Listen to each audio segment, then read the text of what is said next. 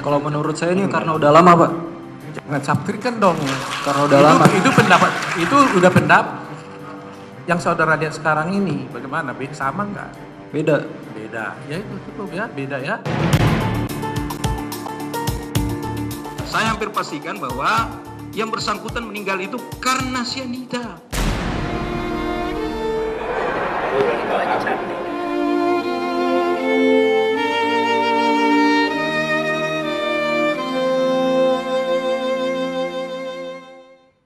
Pemirsa, terdakwa kasus Kopi Mau Jessica Kumala Wongso tetap yakin tidak bersalah. Berikut curahan hati Jessica menanggapi kesaksian para ahli secara eksklusif kepada tim iNews TV.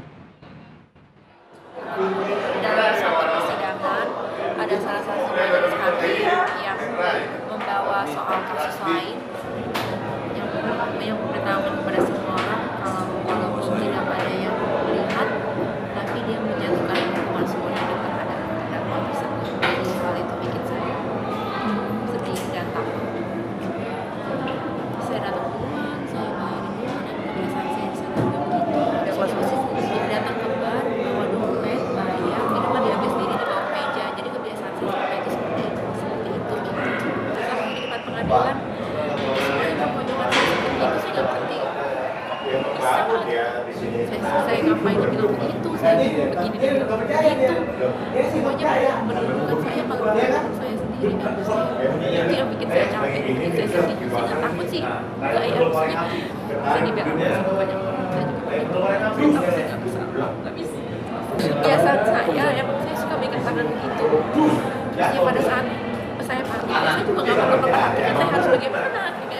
Saya bukan tangan saya, bukan kemana-mana, saya jadi begitu. Emang bukannya dibuat-buat begitu aja. Saya dulu gendut banget, jauh sama sekarang. Maksudnya dulu saya berapa ya, 28 kilo. Mana itu sudah 2 tahunan lamanya. Iya. Jadi emang sempit, ketat banget. Makanya robek akhirnya. Iya. Saya naik mobil. Nah itu saya cuma 1 kali, saya cuma naikin doang. Iya. Karena itu sempit. Cuman dinaikin doang ya celananya. Seperti yang tadi dipoto di Ulang. Iya. bikin saya sedih. Kenapa sih? Saya cuma naikin celana sekarang doang. Dibilang saya nggak tahu lah apa. Saya cuma bisa bilang, coba deh 10 detik aja renungkan bagaimana menjadi saya di posisi yang saya tidak sebenarnya tidak bersalah. Bisa nggak tahan? Manusia saya cuma pengen ngerenungin aja. Bisa nggak tahan? Saya udah nggak tahu dengan siapa itu. Saya udah nggak ngerti. Saya sampai detik ini pun begitu banyak korban memojokkan saya gara-gara saya melakukan hal-hal yang saya aja nggak salah sama dikutuk begitu. Itu aja capek. Bener-bener capek. Saya kalau sore emang nggak minum kopi, saya habis minum mobil. Terus dua orang itu teman-teman saya bilang kalau ini wanginya aneh, rasanya aneh. Jadi saya sekedar mendekati aja, tapi saya nggak keluar. Tapi emang wanginya emang aneh gitu kan? Nggak tahu Nggak tahu. ya. Cuman saya ingat waktu dituangin sama penyaji, emang saya komentar wanginya itu strong gitu, kayaknya enggak. Iya. Tapi saya kan nggak pernah minum Vietnamese sebelumnya, ya mungkin panas wanginya seperti itu. Dia juga menjelaskan kalau dia pakai kopi apa gini-gini memang kopinya strong, kalau gini Iya. gitu-gitu. Jadi saya ya udah saya antepin aja, saya juga nggak minum kopi itu juga. Terus kan memang bilang perempatan dan dia datang, ternyata dia telat.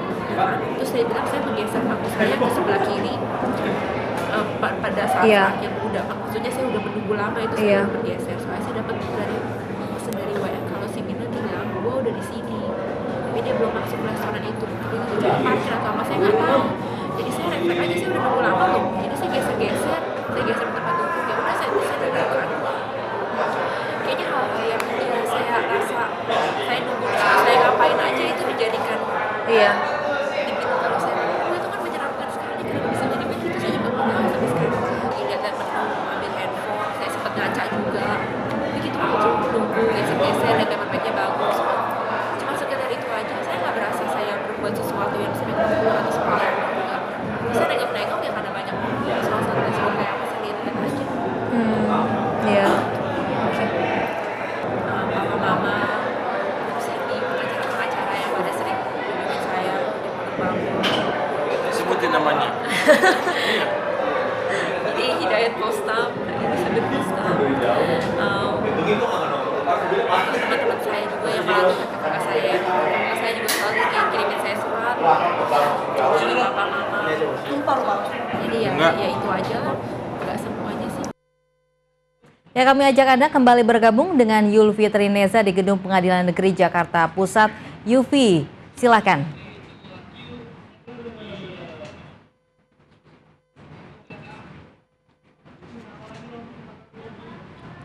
Ya, Yulvi, bagaimana pasca sidang yang berlangsung hari ini?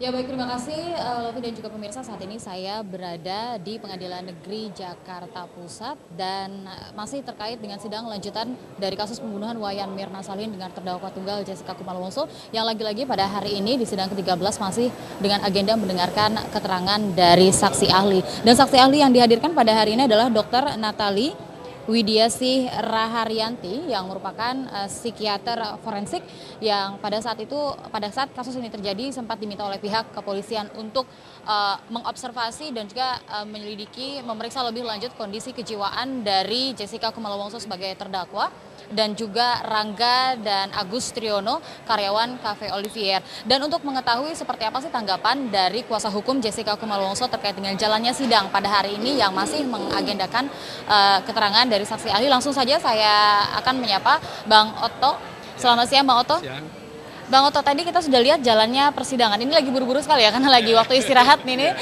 Dan juga Bang Otto tadi sudah mendengarkan keterangan saksi ahli, dan saksi ahli berbeda dengan saksi ahli sebelumnya. Hari ini psikiater forensik yang mengeluarkan data-data berdasarkan data yang dia dapatkan dan tidak berdasarkan apa yang biasanya dilakukan orang pada umumnya begitu. Tanggapan dari Bang Otto sendiri?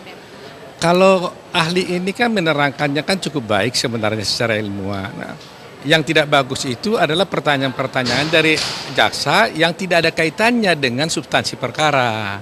Jadi cobalah, apalah hubungannya keterangan tadi itu terhadap pembunuhan berencana? Jaksa mengatakan, oh ini saya mau lihat adalah eskalasi emosi. Nah, eskalasi emosi ini kan kaitannya dengan pacarnya Jessica, dengan Patrick, ya kan? Apa hubungannya dengan Mirna gitu loh. Tapi kalau tadi yang digambarkannya itu adalah dia berantem dengan Mirna, terus ada eskalasi, sehingga harinya dia pulang. Nah, itu baru ada kaitannya. Ini satu kata pun tidak ada persoalan Mirna. Dia ceritakan rumor tentang dia pacaran dengan itu, ya kan, dengan Patrick. Dan itu pun oleh ahli kita mengatakan, saya nggak tahu itu benar atau tidak karena dia hanya ngomong begitu. Itu sebabnya hakim tadi melarang jaksa itu, jangan ceritain dong orang-orang yang tidak ada dalam berkas perkara, jangan ceritain dong ada orang-orang yang tidak disumpah gitu. Itu kan kata orang. Jadi kalau kita dalam suatu perkara berkata rumor, oh si Anu ngomongnya ini ada pistol, ada racun, lah itu kan kata orang, ya kan? Sedangkan saksi ini hadir hanyalah untuk membuktikan, untuk menjelaskan kepada hakim bagaimana sih keadaan psikologi daripada Jessica, itu aja. Dia bukan saksi fakta.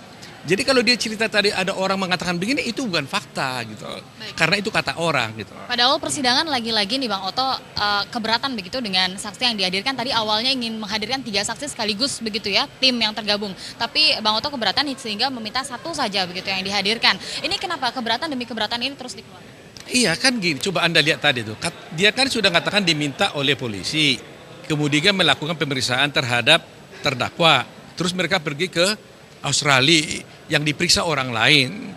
Nah itu tujuannya apa? Itu kan semuanya kan untuk kepentingan penyidikan kan, bukan untuk kepentingan sebagai ahli. Nah kalau dia sudah meriksa orang lain, meriksa terdakwa, itu semuanya kan digunakan untuk diberikan kepada polisi. Nah dengan dasar itulah polisi mendakwa kan begitu. Nah sekarang dia sudah mewakili polisi, dia membantu polisi, tiba-tiba jadi ahli, bagaimana bisa? Itu kan nggak independen gitu loh.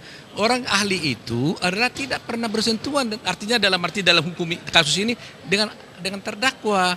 Dia tidak bisa membantu polisi, dia harus orang independen gitu loh. Jadi jika memang hal seperti itu, seperti yang diungkapkan ada pasal begitu ya terkait dengan undang-undang ini yang menyatakan bahwa memang saksi ahli yang terlibat ini tidak boleh terlibat langsung dalam pemeriksaan. Tapi ternyata akhirnya hakim tetap mengizinkan untuk memberikan keterangan. Ya, hakim hanya mengatakan karena sudah ada berita acara yang kita dengar, tapi nanti pertimbangannya kayak apakah kita belum tahu.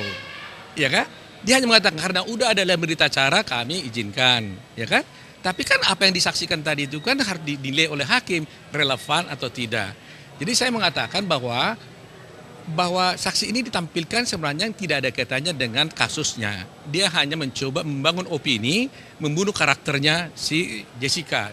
Kenapa membunuh karakter Jessica? Oh iya dong, masa kehidupan pribadi dibuka-buka yang tidak ada kaitannya dengan kasus, orang pacaran dipersoalkan. Apa urusannya orang pacaran dengan pembunuhan berencana? Terkait dengan eskalasi emosi yang tadi disebut oleh JP.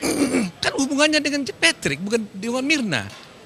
Ya kan, kalau umpamanya dia gambarkan dia ribut dengan Mirna, terjadi eskalasi dan sebagainya, baru akhirnya dia pulang untuk membunuh Mirna, itu masih masuk akal. Satu kata pun mengenai Mirna nggak ada. Jadi ceritanya dia ribut dengan si A, tapi mau digambarkan dia membunuh si B. Apa dong ini? Gitu. Dia ribut dengan si A, kok jadi si Mirna yang kena, nggak ada kaitannya. Baik. Jadi itu yang saya katakan, ini hanya membunuhkan karakter gitu. Baik Bang Oto, ini kalau kita lihat dari sisi Jessica sendiri. Pada saat ini Jessica sudah mendengarkan begitu ya, ternyata kehidupan pribadinya mulai diekspos di persidangan bahkan. Tapi Bang Oto sendiri tahu tidak sih kehidupan pribadi Jessica yang seperti yang tadi digambarkan? Dia terbatas, saya dapat informasi dari kayak apa kamu. Tapi detailnya kan saya nggak tahu.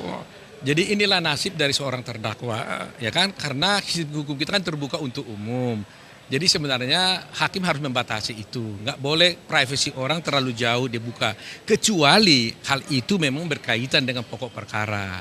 Tapi kalau berkaitan saya juga oke. Tapi kalau nggak ada kaitannya nggak apa. Cobalah, apa urusannya dia ribut dengan Patrick? Emosinya jadi naik juga, apa urusannya dengan Mirna?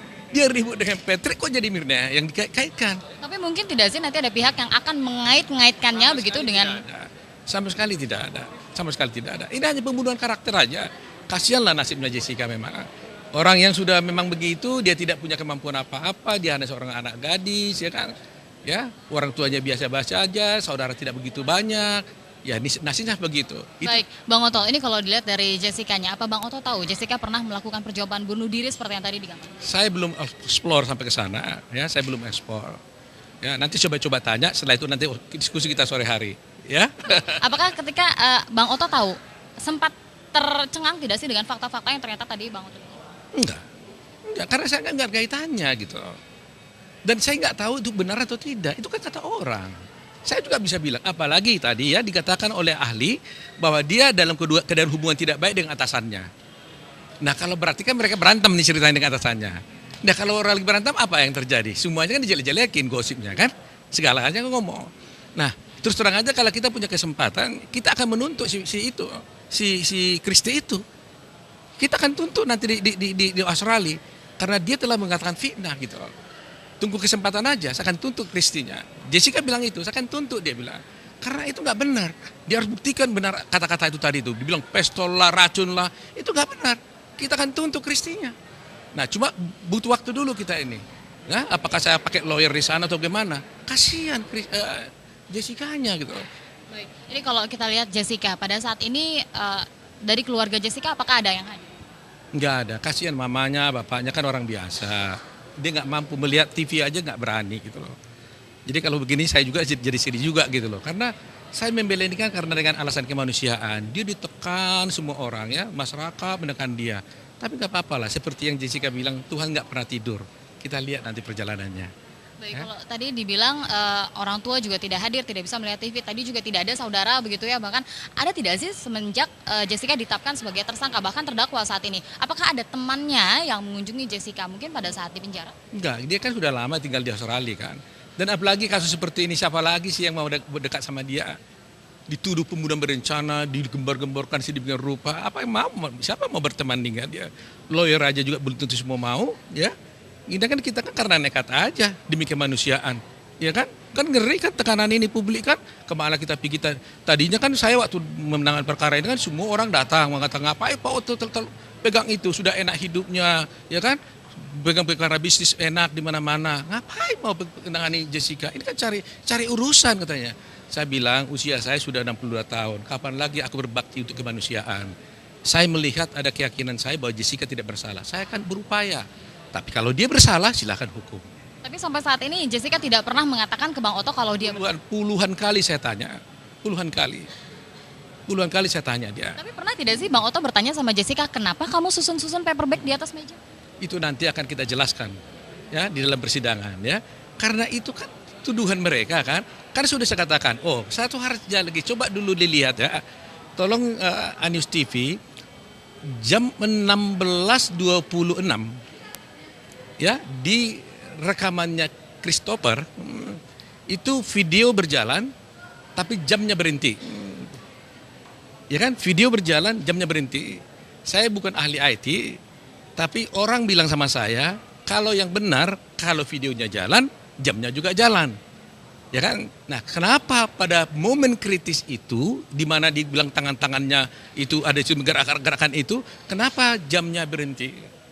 Ada apa ini? Tolong News of Floor dong. Tanya ahli IT dong. Kalau seperti itu kayak apa? Jangan itu dibiarkan gitu loh. Nah, itulah sebabnya kemarin kami minta bukti itu. Karena kami merasa ini apa gitu kan? Supaya saya bisa buktikan, minta kepada ahli saya gitu loh. Tapi nggak dikasih. Jadi kita hanya lihat kepada masyarakat harus melihat itu jam 16.26 kesaksian Christopher, videonya berjalan, jamnya berhenti. Itu artinya apa? Tolong ya.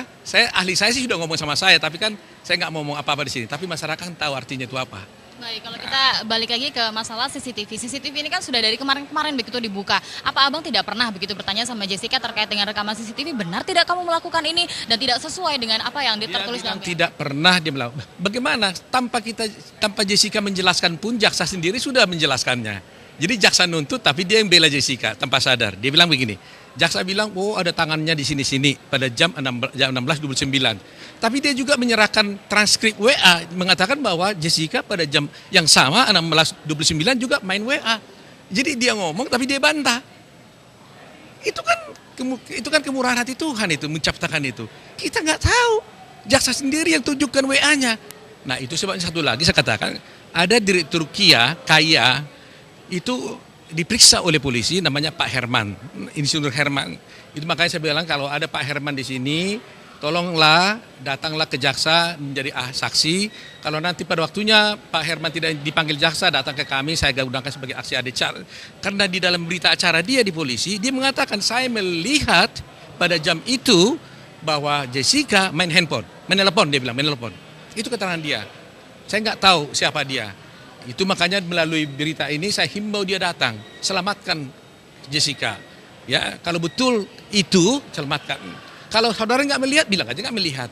Tapi berita acaranya dia yang sudah ditandangani dia, itu mengatakan dia pada jam 16.20, setelah itu terus, setelah temannya datang, dia melihat Jessica bertelepon. Jadi artinya, apa yang dituduhkan jaksa bahwa pada jam itu dia tangan-tangan gini, nggak benar. Karena sudah kita katakan, kalau yang aslinya kan nggak kelihatan. CCTV yang asli kan nggak kelihatan. Sudah dicek dengan? Udah dong, kita lihat di sidang kan nggak ada yang asli kan. Tapi yang di zoomnya itu tidak jadi kelihatan kan. Nah itu menjadi kita tanya kenapa jadi kelihatan sedangkan kita waktu yang asli nggak kelihatan pada jam itu. Dan kenapa pada jam itu berhenti jamnya. Videonya jalan tapi jamnya berhenti. Nah itu menjadi pertanyaan-pertanyaan. Saya tidak berani menuduh apa-apa. Tidak berani bahwa itu palsu atau tidak, enggak. Tapi sedang kami teliti apa yang sebenarnya terjadi. Gitu loh. Jadi tolong News TV juga colok cek 16.26 video berjalan. Kemudian jamnya berhenti.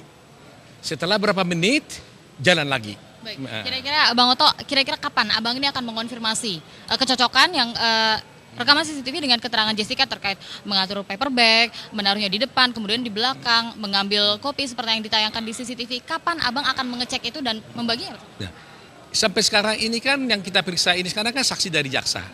Sampai sekarang satu pun belum ada saksi kami, ahli kami, bukti kami. Kami diberikan oleh pengadilan mulai tanggal 1 September. Disitulah baru kita tahu terang-berang apa yang sesungguhnya terjadi. Apakah yang ditampilkan jaksa itu benar atau tidak.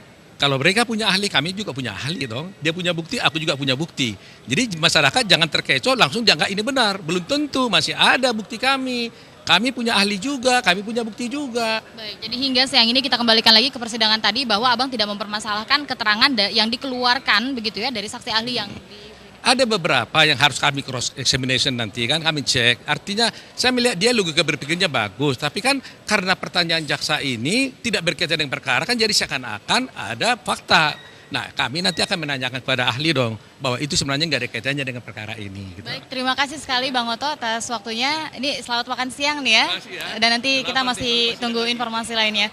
Baik, terima kasih pemirsa. Itu tadi keterangan dari Oto Hasibuan, salah satu kuasa hukum dari Jessica Kumala Wongso yang mengatakan bahwa saksi ahli yang dihadirkan memang mengeluarkan pernyataan sesuai dengan fakta dan logika berpikir yang baik. Tapi lagi-lagi kuasa hukum menyayangkan terkait dengan pertanyaan yang dikeluarkan oleh jaksa penuntut umum sehingga memancing saksi ahli untuk mengeluarkan pernyataan-pernyataan yang berkaitan dengan kehidupan keseharian pribadi dari Jessica selama di Australia sehingga ini bisa menggiring opini dan bahkan Oto Hasibuan mengatakan ini bisa menyebabkan pembunuhan karakter bagi seorang Jessica. Dan pemirsa terkait dengan hal-hal yang dilakukan, yang dinyatakan oleh saksi ahli bahwa Jessica telah diperiksa oleh timnya sebanyak 11 orang terkait dengan perkembangan kejiwaannya dan di sana dinyatakan bahwa Jessica dikatakan baik dan matang dari segi mental, tidak ada gangguan jiwa.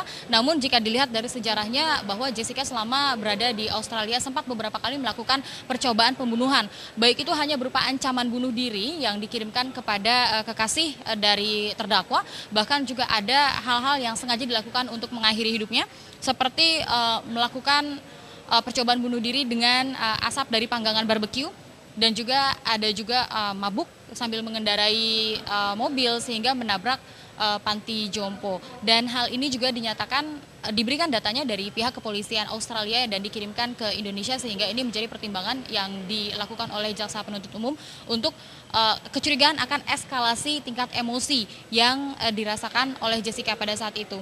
Dan masih dilakukan seolah mengait-ngaitkan apakah benar eskalasi emosi yang dibangun pada saat di Australia ini berujung pada pembunuhan dari seorang Wayan Mirna Salihin. Sekian dari saya, kembali ke studio. Ya, terima kasih Yufi. Kami terus mengupdate informasi Anda langsung dari Pengadilan Negeri Jakarta Pusat.